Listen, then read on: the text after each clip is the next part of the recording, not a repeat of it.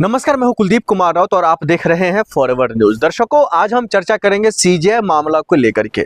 आप सबने देखा होगा जो किस तरीके से उनके ऊपर जूता फेंका गया। कार्रवाई के नाम पर क्या हुआ देश के सामने है, किसी से छुपा हुआ नहीं है।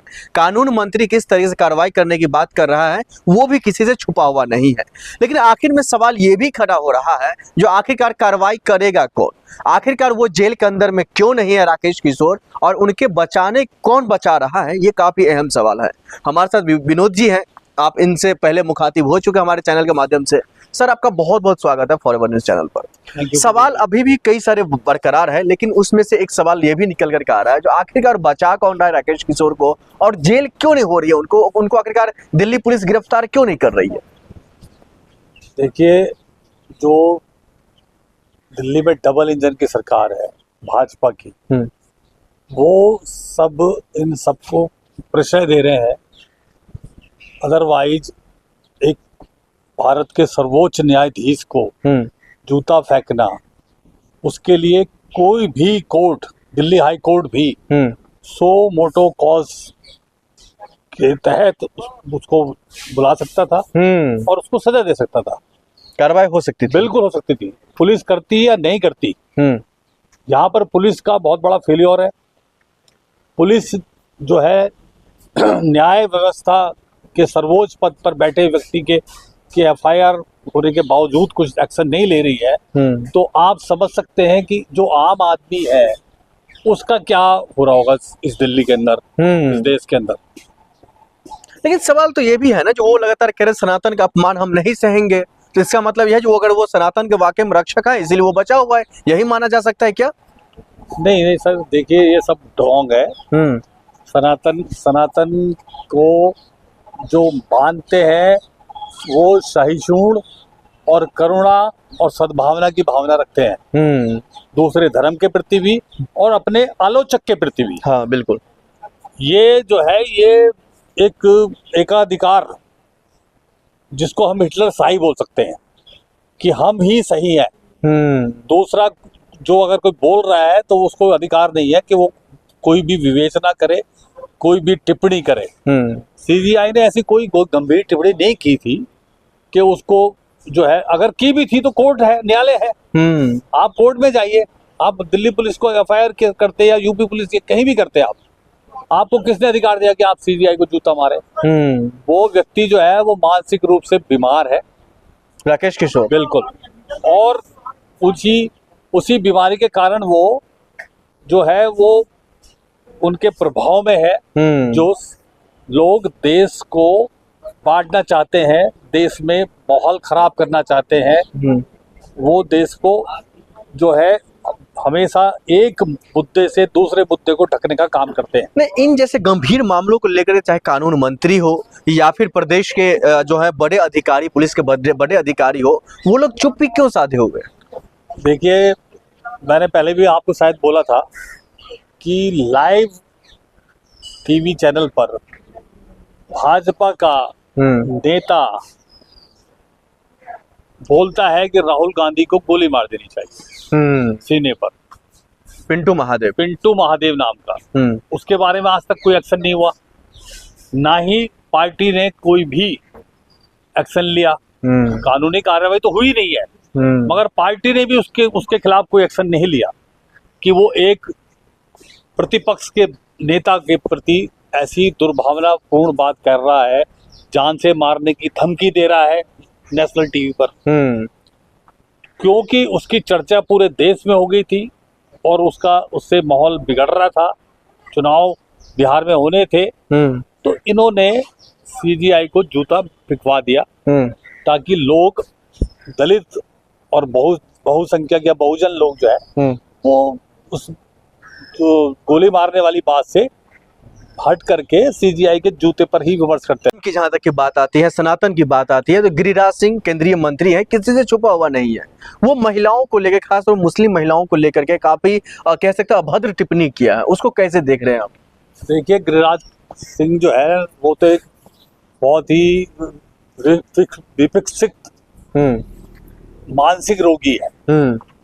वो लोगों को खाने के लिए, मांस खाने के लिए और ईद मनाने के लिए सब चीजों पर बहुत अनर्गल वार्तालाप, हाँ, अनर्गल बयानबाजी वो करते हुए करते हैं। दिखाई दे रहे थे जी।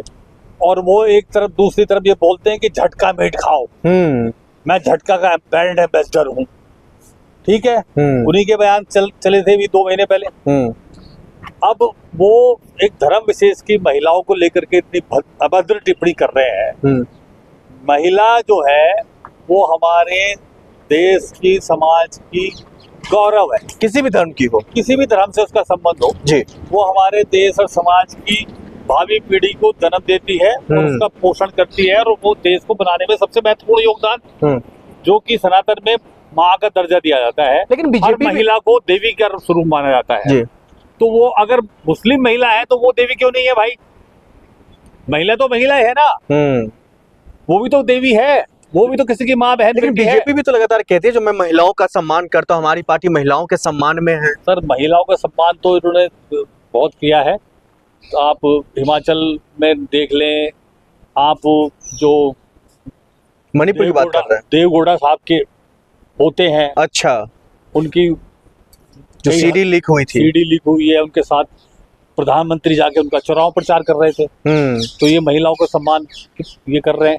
मणिपुर में हमारी माताओं बहनों को मतलब निवस्त्र करके, उनके साथ बलात्कार करके, उनके स्तन काट करके घुमाया फिराया गया, उनकी हत्याएं की गई वहाँ। तब ये यहीं देश के प्रधानमंत्री थे, यहीं गृह मंत्री थे, यहीं ये सब लोग थे यहाँ पर। लेकिन गिरिराज सिंह जी की जहां तक की बात है तो वो तो लगातार ये भी कहते हुए दिखाई दे रहे थे, माफ कीजिए गिरिराज सिंह ने, अशोक यादव जो मधुबनी से सांसद हैं, वो तो कह रहे हैं जो ये लोग नमक हराम है, पैसा हमारा लेता है, कि अनाज हमारा लेता है और जो है वोट किसी और को करता है। इन जैसे लोगों को लिए क्या शब्द है आपका? देखिए, अशोक यादव जो है वो सबसे बड़ा नमक हराम है। सांसद है भारतीय जनता पार्टी की, सांसद होने के बावजूद अपने वोटर्स को, अपने जो उसको मत देते हैं, जिन्होंने चुन करके भेजा, उनका अपमान कर रहा है वो। राशन जो है 5 किलो, वो फूड सिक्योरिटी एक्ट 2013 में पास हुआ था। वो यूपीए सरकार का प्रोजेक्ट था जी, ताकि गरीबों को राशन मिल सके। मनमोहन सिंह जी के कार्यकाल में जी। और उस वक्त 30 करोड़ गरीब आइडेंटिफाई किए थे देश में, अगर मैं गलत नहीं हूँ तो। यूपीए 2 में 30 करोड़ लोगों को आइडेंटिफाई किया था कि वो गरीबी रेखा से नीचे है जी, और ये लोग 80 करोड़ लोगों को दे रहे हैं। तो इनके 10 साल के शासन काल में 80 करोड़ लोग गरीबी रेखा से नीचे चले गए। लेकिन सर अब उनके बयान को ये जो अशोक यादव जो बोल रहा है, अशोक यादव के बाप ने नहीं दिया है राशन, या उसकी अम्मा ने कमा के नहीं दिया है, वो उनका अधिकार है। वो सब लोग, गरीब लोग भी टैक्स पे करते हैं, इनडायरेक्ट टैक्स। एक माचिस की डिब्बी पर भी टैक्स होता है, एक साबुन की टिकिया पे भी टैक्स होता है। मतलब हर वो चीज जो घर में यूज होती है, कंज्यूमेबल आइटम्स है, वो सब पे टैक्स होता है। लेकिन सर वो टैक्स का पैसा है, वो टैक्स का जो भारतीय जनमानस के थ्रू कलेक्ट किया जाता है, उसको ही तो सरकार दे रही है। ये भाजपा वाले, आरएसएस वाले अपने घरों से ला रहे हैं क्या? सर सवाल आखिर में ये भी निकल कर आ रहा है, आखिरी सवाल का जवाब देते चलिए। जो कहा जा रहा है इनके इस बयान से बिहार चुनाव में काफी हद तक जो है इनको फायदा भी पहुंच सकता है, कहीं ना कहीं महिलाएं हैं, कहीं ना कहीं जो कुछ धर्म के जो लोग हैं वो उनकी तरफ झुकाव रख सकते हैं, इस तरह की भी बातें और सोशल मीडिया पर निकलने लग गई है। देखिए, हमारा जो भारतीय जनमानस है ना, वो बहुत भोला भाला है। वो लोग बहुत जल्दी ही तो भड़काए में आते हैं, बहुत जल्दी बहकाए में आते हैं। तो ये लोग जो भी बोलते हैं वो कहीं ना कहीं सोच करके बोलते हैं कि इसका जो है मुसलमान जो है और हिंदू जो है वो अलग अलग हो जाए। ठीक है सर, बहुत शुक्रिया बातचीत करने के लिए। अब देखना तो यही होगा जो आखिरकार इन तमाम मामलों को लेकर के किस तरीके से और कैसी कार्रवाई होती है। हमने पहले सीजेआई का मामला उठाया, उसमें विनोद जी ने साफ साफ कह दिया जो कार्रवाई होनी चाहिए उनकी जगह घर में नहीं, उनकी जगह जेल में होनी चाहिए।